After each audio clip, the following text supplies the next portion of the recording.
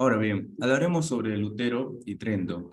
Trento es el único esfuerzo por comprender íntegramente la vida de Lutero. También habla de la respuesta exhaustiva de su tiempo. De hecho, no todo lo que Lutero está bien, realmente lo hizo bien, ¿no? Pero también lo hizo mal. Entre los actos que hizo mal, se puede evidenciar algunos como cae el cristianismo simplificado, ya que solo piensa en una sola fe. Y después habla del subjetivismo religioso sin el elemento externo que lo ayude en sí. Después habla sobre de que no hay una solución posible al tema de la libertad. También sobre que Lutero él mismo fundó una iglesia carismática que sobrepasó y entregó a los príncipes convirtiéndolas en iglesias de Estado. Otro problema también fue que se rompió la catolicidad. Pero así como hubieron malas, también hubieron buenas, como que que fue el Dios misericordioso. También el cristocentrismo, también la valoración positiva de la palabra de Dios, además también de la iglesia como comunión espiritual y como sacerdocio universal de los fieles. También se habla que se aproxima mucho al sentido de la fe que la iglesia expone, ¿no? La entiende como un movimiento existencial que que se apodera del hombre entero, como confianza básica, que expresa la condición, la actuación de Dios, que este es lo que se habla en sí en lo bíblico. Después se habla sobre la vida de la fe. Es lo que más pone énfasis él, porque dice que es una vida perpetua que voltea a volver a empezar todo, sin situarse siempre del nuevo ante Cristo, pero es también un proceso continuo, una renovación día a día y un medio creciente a la espiritud. Después se habla también sobre las divergencias actuales, como la Sagrada Escritura llamada única, frente a la rebelión, frente a la revelación, sin cortar con la tradición. Lo que más separa a los católicos y protestantes es el tema de la iglesia. La concepción de los ministerios y los sacramentos, los católicos, defiende más a la vocación. Luego se podría excomulgar a Lutero. En verdad no se puede excomulgar a Lutero ni a ninguna otra persona porque la única manera de excomulgar es a una doctrina. En este caso no se podría hacer. Gracias. Su situación fue en la iglesia.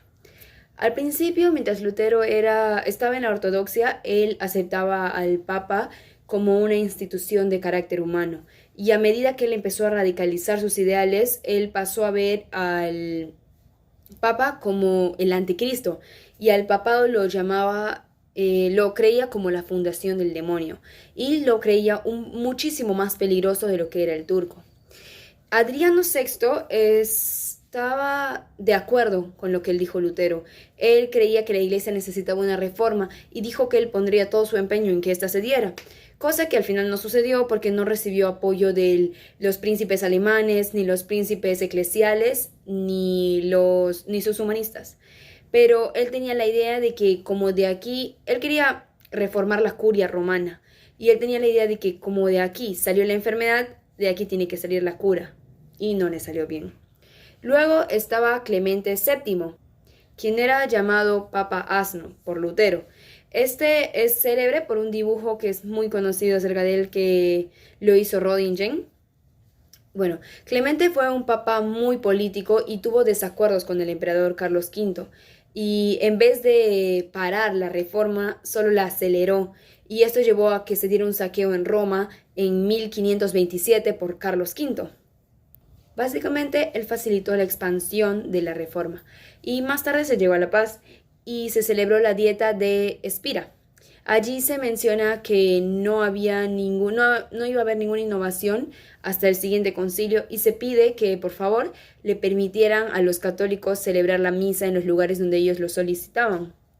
Cuatro príncipes no estuvieron de acuerdo con esto y empezaron a protestar, y de ahí es de donde sale la palabra protesta. Dieta de Augsburgo en 1530. Felipe Melanchthon presentó el Confesio, el cual era un documento de 28 artículos en los que él insistía fuertemente en que la confesión luterana no se parecía, no era lo mismo que la confesión católica, y en los primeros puntos se notan aquellas cosas en las que están de acuerdo. De los artículos 22 al 28 están los puntos polémicos, como son la misa, el matrimonio de los clérigos, el tema de los votos monásticos y las 2 especies. Por parte de los católicos se publica el Confutatio. Los teólogos estaban intentando encontrar un acuerdo, ya que hubiera sido una muy buena oportunidad de encuentro. Se llegó a la conclusión de que el problema se debió a los príncipes, a quienes no les convenía retroceder ya porque ya habían confiscado muchos bienes, y es por eso que no se llega al final a ningún acuerdo. En 1531 se forma la Liga de Esmalcalda, con príncipes luteranos que iban radicalizando posiciones y se empieza por una resistencia pasiva y a medida que va de desobediencia y a medida que va avanzando empieza a ser activa. Idea de justificación en la carta a los romanos. En este segmento del libro, Lutero explica que la carta a los romanos es verdadera parte principal del Nuevo Testamento y que es necesario que cada cristiano no solo sepa palabra por palabra, sino que lo lea como si fuera pan para el alma. O sea, debería ser consumido como de día a día por cada uno de nosotros para alimentar nuestra fe. En esta carta existen las ideas de justificación a Dios, que como indica Teófanes Egío, al hablar de estos primeros escritos profesorales, dice: quizá en el desarrollo de la carta haya que ver la experiencia liberadora que luego recordaría como suceso fulgurante y momentáneo de la intervención a la misericordia. El pecado no contribuye a la gloria de Dios, contribuye a hacer resaltar la verdad de Dios. Como bien se sabe, Dios es un ser divino, el cual reparte su justicia por todo el mundo. Y cuanto mayor sea la injusticia, mucho más grande, mucho más bella.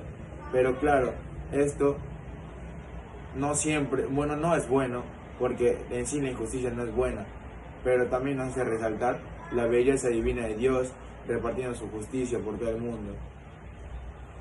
Y la tercera, cuando hace justos a los impíos y cuando infunde al hombre su gracia, o cuando es tenido por justo en sus palabras. Pues por medio de tal creer, él justifica, es decir, considera justos a los hombres. De ahí que esta justicia se llama justicia de la fe y justicia de Dios. Esto bien se sabe que la justicia de Dios es demasiado grande, y cuando éste reparte justicia por todo el mundo, alimenta la fe de cada uno para ser mejor y ya no volver a caer en la injusticia que como nosotros como humanos aceptamos. Mejoremos de manera que nuestra fe se vaya alimentando y así vayamos trascendiendo como cristianos. Bueno, en 1525 se dieron 4 acontecimientos importantes. Muere su protector, el cual afectó demasiado a Lutero. También se casa con Catalina Bambora y con ella tiene 7 hijos, y como bien dicho antes, se casa sobre todo para darle el gusto a su padre, y también se siente a gusto con su familia porque siente que la familia siempre va a estar para él. Después, guerra de los campesinos en el siglo XVI. La situación de los campesinos es mala y los más pudientes se quieren apuntar a la burguesía. Lutero en un principio toma postura por estos y escribe advertencia a la paz, pero es mal recibido por los campesinos e inclusive lo quieren matar en algún momento. Pero luego escribe contra las hordas asesinas de los campesinos, dando un giro de 360 grados y mostrando que al final Lutero se pone en la postura de los príncipes y ya no tanto como los campesinos.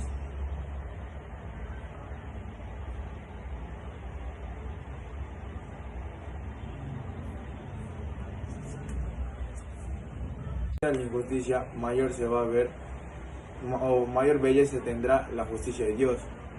Y inclusive se sabe que Dios no puede llegar a ser sabio, justo, veraz, fuerte, bueno u otras características que lo definen por su belleza divina, a menos que nosotros creamos en Él y nos sometamos a Él y confesemos ser necios, injustos, mentirosos, débiles, malos, o sea, que aceptemos nuestros errores para que Dios reparta su injusticia en nosotros y alimente nuestra fe. Porque de manera que cuando nosotros aceptemos que tenemos esas características malas y que necesitamos mejorar, Dios nos puede ayudar a ser mejor persona y de esa manera trascender en la divinidad de Cristo. Lutero especifica que Dios es justificado de tres maneras. Cuando castiga a los injustos. Bueno, como bien le he dicho, Dios castiga a los injustos para de esta manera resaltar su justicia divina y mostrarnos lo bello que es repartiendo la justicia por todo el mundo. Dios es justificado de manera relativa.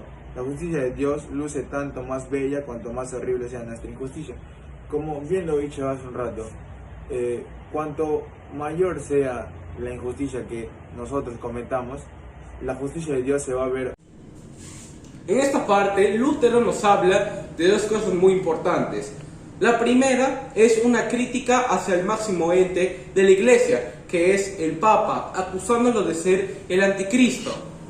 Y la segunda cosa es una pequeña historia de lo que quería lograr Adriano VI en el pasado, que era una importante reforma, algo estricta dentro de la Iglesia, cosa que no lo consiguió a temprana edad, sino años después y existiendo las iglesias reformistas.